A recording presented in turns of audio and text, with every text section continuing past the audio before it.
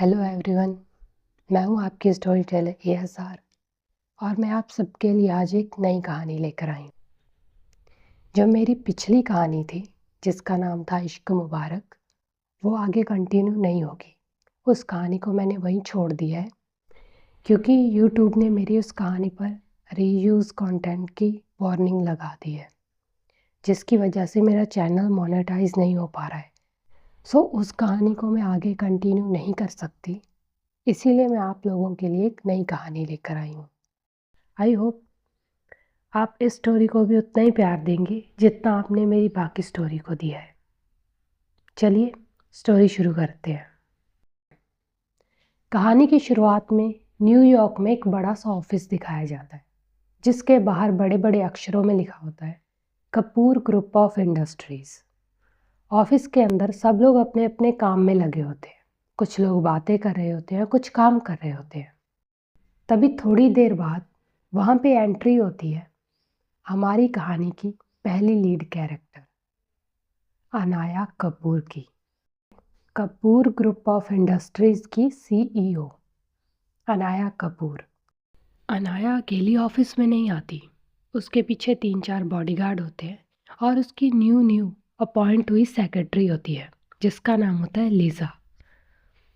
Anaya office में आती है और जैसी अनाया ऑफिस में आती है ना, पूरे ऑफिस में पिन ड्रॉप साइलेंस हो जाती है। अनाया आती है अपने एटीट्यूड में, वो किसी की तरफ नहीं देखती, वो सीधा अपने कैबिन में चली जाती है। चलिए अनाया के बारे में थोड़ा जान लेते हैं। अनाया कपूर, ये कपूर ग्रुप ऑफ इंडस्ट्रीज़ की CEO है। ये बहुत बड़े बिजनेस की मालकिन है, बहुत बड़ी बिजनेस वूमेन है।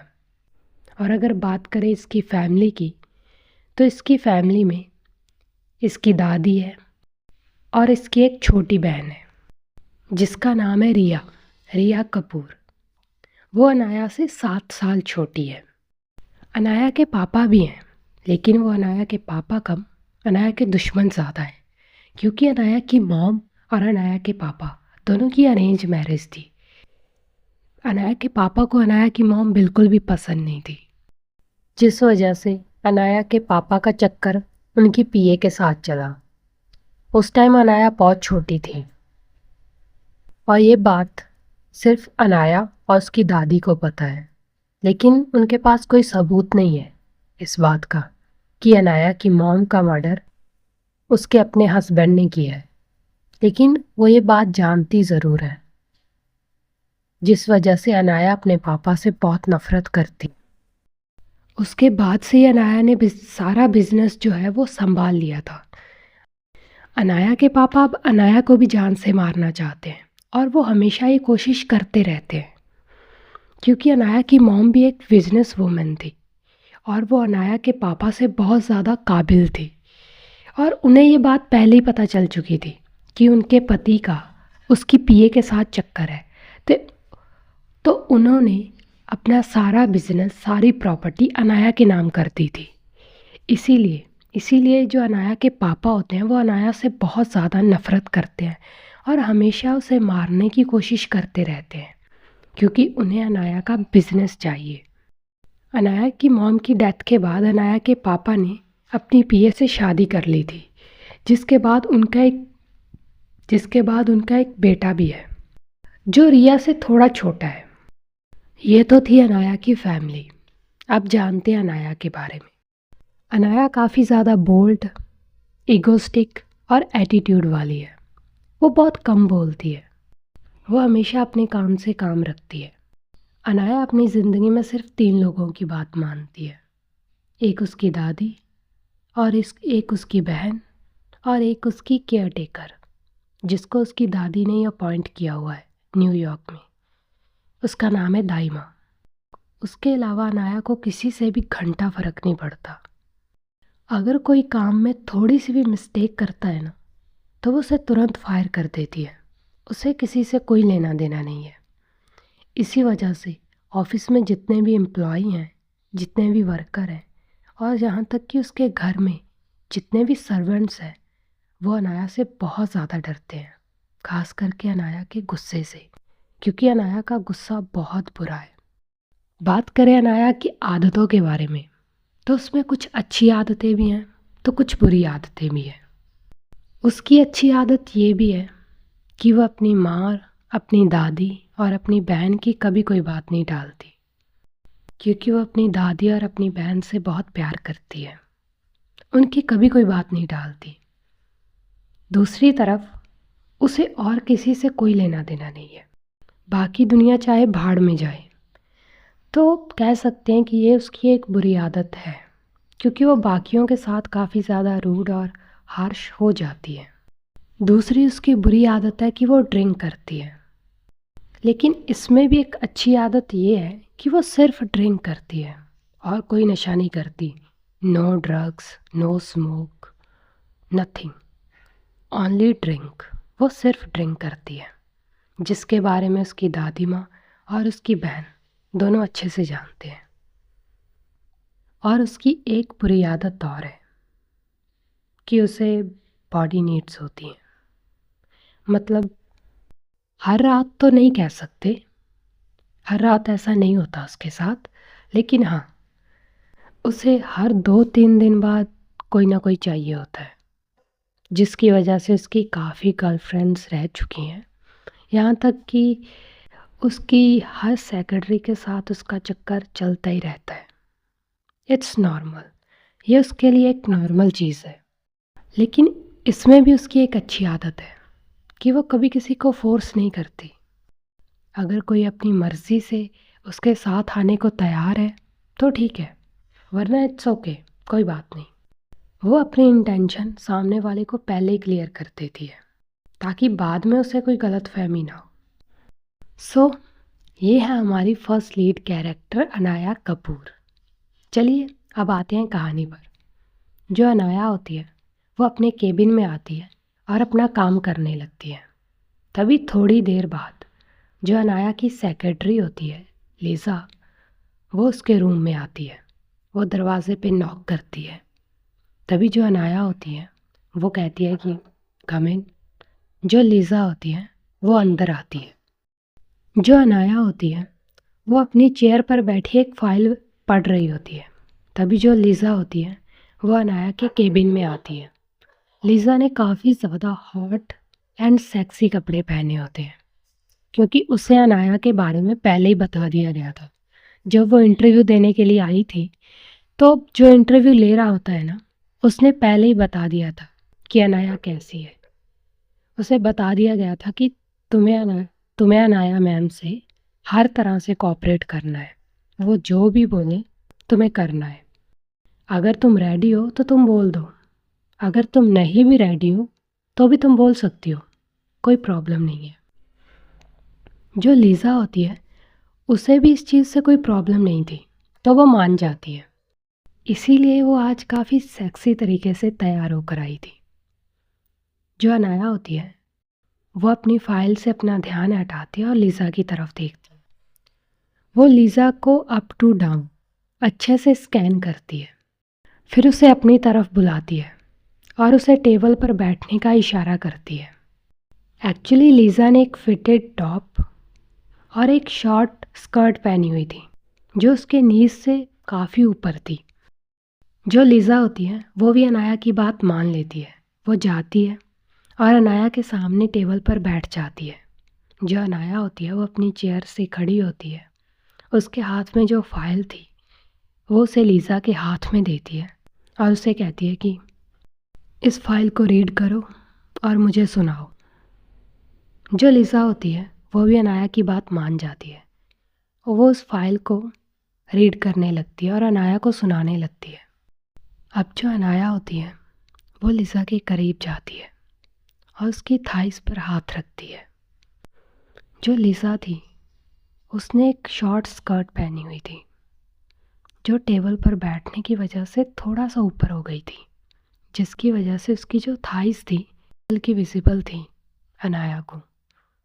तो जो अनाया होती है वो अपने हाथ को लीज़ा की थाइस पर रखती है और वहाँ पे हाथ को फहराने लगती है।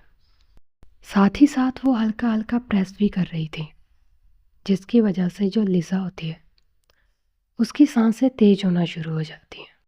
जो अनाया होती है वो अपना एक हाथ ऊपर लेकर जाती है और लीज़ा की शर्ट के जो 2 बटन होते हैं उसे ओपन कर देती है और धीरे से लीज़ा के कान में कहती है, डोंट स्टॉप, अच्छे से रीड करो।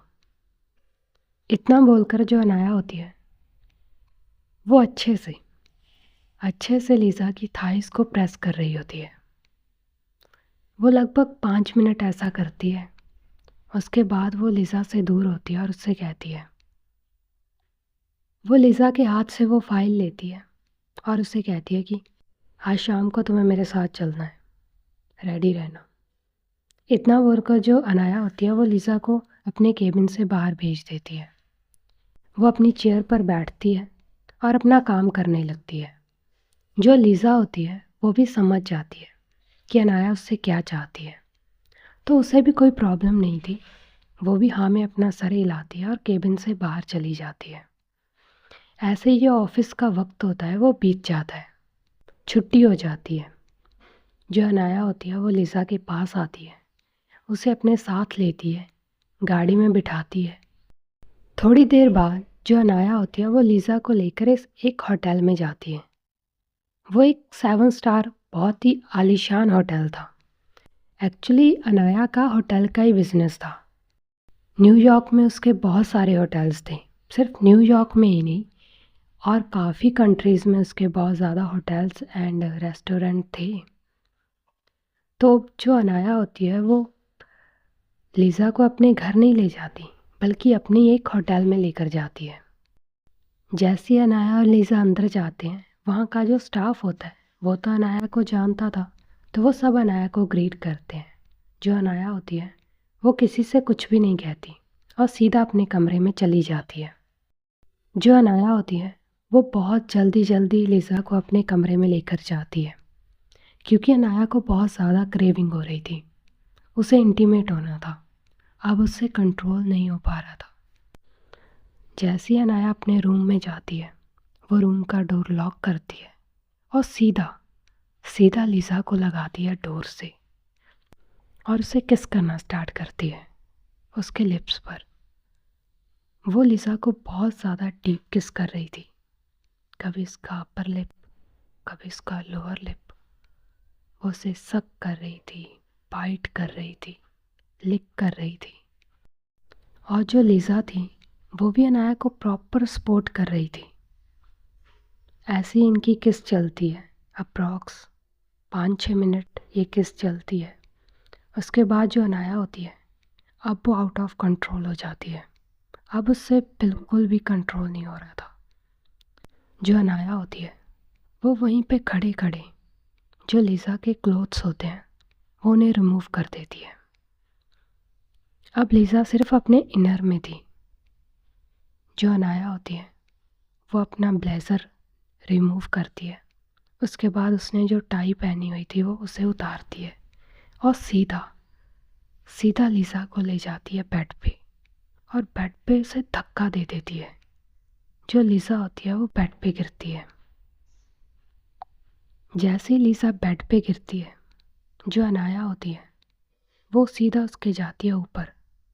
उसके ऊपर जाकर वो अपनी शर्ट के 3-4 बटन ओपन करती है। उसके जो दोनों हाथ होते हैं उन्हें वो इंटरलॉक करती है अपने हाथों में और उसे बेड पर पिन करती है।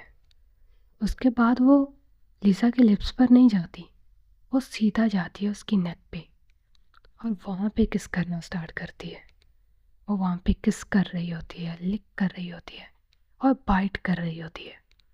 और ऐसी वैसी बाइट नहीं करती, वो बहुत ज़्यादा तेज़ बाइट करती है, जिसकी वजह से लीज़ा की सांसें बहुत ज़्यादा तेज़ हो जाती हैं और उसकी बॉडी मॉन करना स्टार्ट करती है। जो अनाया होती है वो उसकी नेक पे किस करती है, उसकी कॉलर बोन पे किस करती है, वहाँ पे बाइट करती है, सक करती है। उसके बाद वो उसे किस करते करते नीचे आने लगती है और जैसे ही वो नीचे आती है तो वहाँ पे एक क्लोथ उसे परेशान करता है। आई नो आप समझ गए होंगे। तो वो उसे भी रिमूव कर देती है। उसके बाद वो लिज़ा को देखती है। अनाया की आंखें लाल हो चुकी थी। अनाया की आंखों में वो डिज़ायर, वो क्रेविंग, वो नशा साफ साफ नज़र आ रहा था। जो अनाया होती है वो लिज़ा के ऊपर झुकती है और अपना हाथ रखती है लिज़ा की चेस्ट एरिया पे। वो लिज़ा की आंखों में आंखें डालती है और वहाँ पे प्रेस करती है और बहुत ज़्यादा हार्ड प्रेस करती है, जिसकी वजह से जो लिज़ा होती है उसकी थोड़ी चीख निकल जाती है। और जैसे ही लिज़ा की चीख निकलती है, जो अनाया होती है वो सीधा लिज़ा की लिप्स पे अपनी लिप्स रखती है और उसे किस करना स्टार्ट कर देती है। जो अनाया थी वो लिज़ा को किस भी कर रही थी और उसे प्रेस भी कर रही थी, और ऐसा वैसा प्रेस नहीं कर रही थी, वो उसे बहुत हार्ड प्रेस कर रही थी। फिर उसके बाद वो नीचे आती है, उसकी चेस्ट एरिया पे किस करना, बाइट करना, सक करना स्टार्ट कर देती है। ये सब अप्रॉक्स 15 मिनट चलता है। उसके बाद जो अनाया होती है वो नीचे आती है, उसकी बैली पे, उसके नेवल पे, वहाँ पे किस करना स्टार्ट करती है। वहाँ पर भी वो वैसा ही करती है जैसा वो ऊपर कर रही थी। वहाँ पे वो किस, बाइट, सक ये सब करती है। उसके बाद वो और नीचे जाती है और बाकी उसके जो भी क्लोथ्स बच रहे थे ना, वो उन्हें भी रिमूव कर देती है। अब जो लिज़ा थी वो पूरी तरह से निकेट थी। जो अनाया थी वो ऊपर आती है और उसका एक हाथ जो था वो ढंग जाता है। जो अनाया थी वो लिज़ा की आंखों में आंखें डालकर देखती है। उसकी आंखों में वो नशा और डिज़ायर साफ साफ नज़र आ रहा था। तभी तभी लिज़ा को फील होता है the pain, the enjoyment, the excitement. जो लिज़ा होती है वो पहले से भी ज़्यादा लाउड मौन करना स्टार्ट करती है।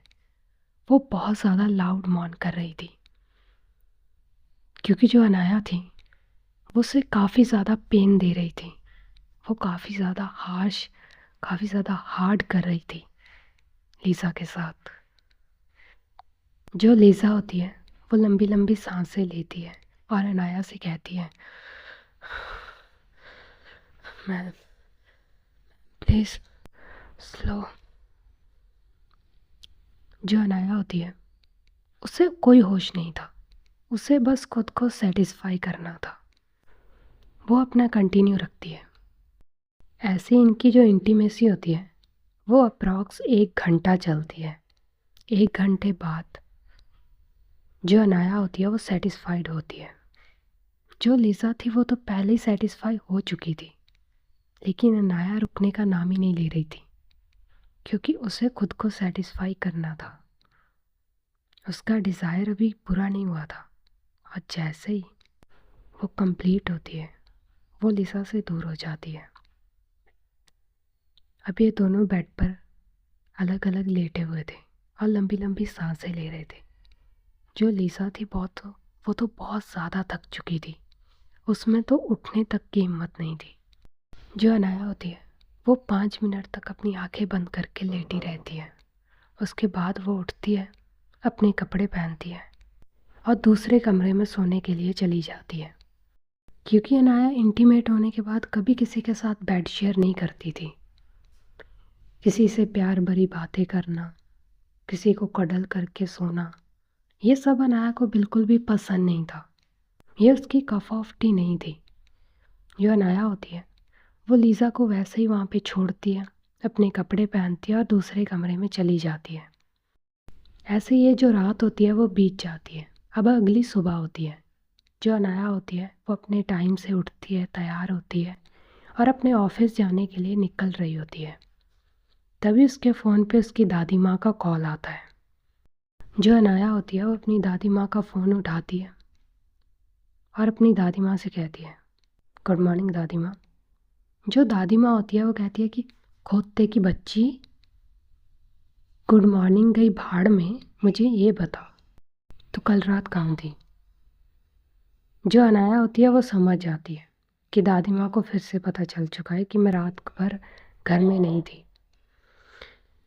जो अनाया होती है वो कहती है कि मुझे लगता है ना, मुझे दाई माँ को काम से निकालना पड़ेगा दादी, क्योंकि एकलौती वही तो है जो 24 घंटे आपके लिए मेरी जासूसी करती रहती हैं। तभी जो दादी होती हैं वो अनाया से कहती हैं, मैं ना तुझे घर से बाहर फेंक दूंगी अगर तुमने उसे जॉब से निकाला तो, समझी तू?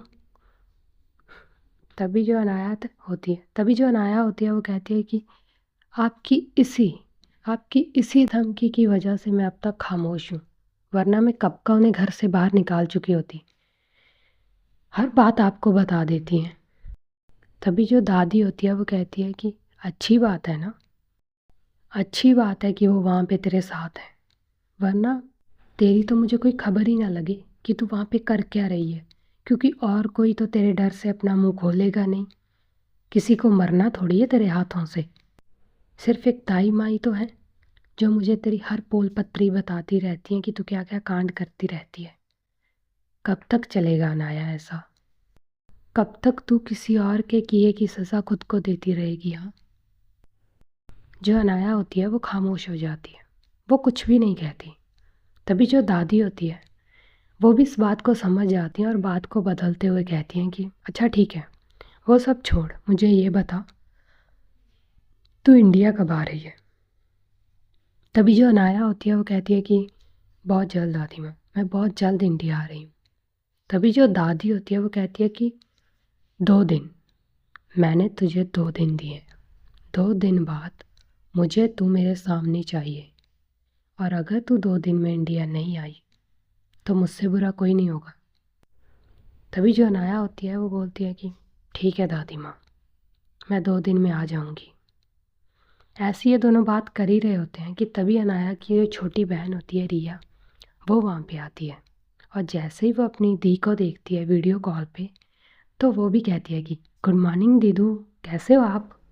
तभी जो अनाया होती है वो बोलती है कि गुड मॉर्निंग छोटू, कैसी है तू, और तेरी पढ़ाई कैसी चल रही है?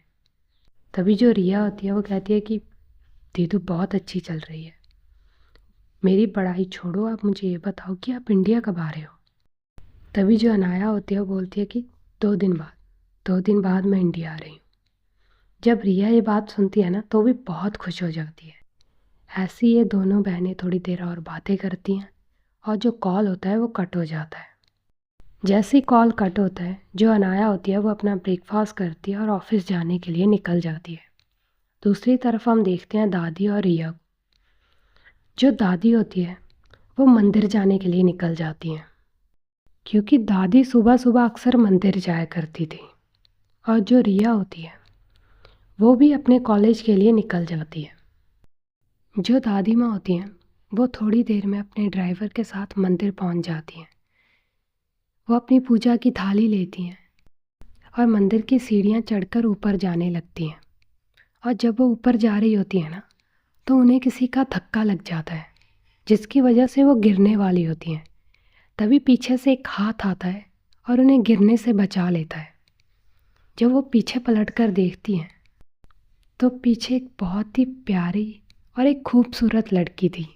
जो दादी माँ होती हैं वो उस लड़की से कहती हैं, शुक्रिया बेटा, वरना मैं तो गिर ही जाती। तभी वो जो लड़की होती है वो अपनी प्यारी सी आवाज़ में कहती है, कोई बात नहीं दादी माँ, चलिए मैं आपको ऊपर तक छोड़ देती हूँ। जितनी वो लड़की दिखने में खूबसूरत और प्यारी थी ना, उससे कहीं ज़्यादा खूबसूरत और प्यारी थी उसकी आवाज़। उसकी आवाज़ बहुत ज़्यादा प्यारी थी, बहुत मिठास थी उसकी आवाज़ में। जो दादी माँ होती है, जैसे ही उस लड़की की वो प्यारी सी आवाज़ सुनती है ना, तो उनके चेहरे पर एक स्माइल आ जाती है, और दादी माँ भी उस लड़की के साथ ऊपर जाने लगती हैं। जी हाँ, ये है हमारी कहानी की सेकंड लीड कैरेक्टर, जिसका नाम है प्रज्ञा। प्रज्ञा दिखने में बहुत खूबसूरत है। उसके बाल लंबे काले घने बाल, उसकी वो perfect height, sharp jaw line, perfect figure, और उसका प्यारा सा क्यूट सा फेस। और जब वो मुस्कुराती है ना तो उसकी एक गाल में डिम्पल पड़ता है, जिससे उसकी मुस्कुराहट और भी ज़्यादा खूबसूरत लगती है। और सबसे ज़्यादा प्यारी है उसकी आवाज़, जो कि बहुत ही ज़्यादा प्यारी है, बहुत ही ज़्यादा मीठी है। और बात करें प्रज्ञा की फैमिली की, तो उसकी फैमिली में सिर्फ उसके पापा हैं, जिन्हें सेकंड स्टेज कैंसर है, जिसका इलाज हो सकता है, लेकिन वो इलाज काफ़ी एक्सपेंसिव है। लेकिन प्रज्ञा एक मिडिल क्लास फैमिली से है। जो प्रज्ञा है वो एक कंपनी में जॉब करती है और अपने पापा के सारे खर्चे खुद उठाती है। वो बहुत ज़्यादा मेहनती लड़की है। जो प्रज्ञा होती है वो दादी को ऊपर मंदिर में छोड़ती है और दादी से कहती है, दादी अब मुझे जाना होगा क्योंकि मेरे ऑफिस का टाइम हो रहा है, आप ध्यान से जाइएगा। जो दादी होती है वो प्रज्ञा के सर पे अपना हाथ रखती है और कहती है कि शुक्रिया बेटा, मुझे यहाँ तक छोड़ने के लिए। सच में तुम बहुत प्यारी हो, वरना आजकल किसी की इतनी मदद कौन करता है जितनी तुमने मेरी की है। भगवान करे तुम्हारी हर मनोकामना पूरी हो।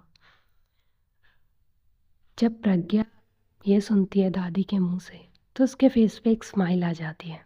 वो दादी का आशीर्वाद लेती है और वहाँ से चली जाती है। जो दादी होती है वो भी मंदिर के अंदर चली जाती हैं। सो गाइस, आज की कहानी यहीं तक। अब हम आपसे मिलेंगे अगले एपिसोड में। ये थी मेरी नई कहानी। आई होप आपको मेरी ये कहानी पसंद आएगी। आप मेरी इस कहानी को भी उतना ही प्यार देंगे जितना प्यार आपने मेरी पहले वाली कहानी को दिया था। सो मिलते हैं अगले एपिसोड में। तब तक के लिए अपना ख्याल रखिएगा। Bye bye.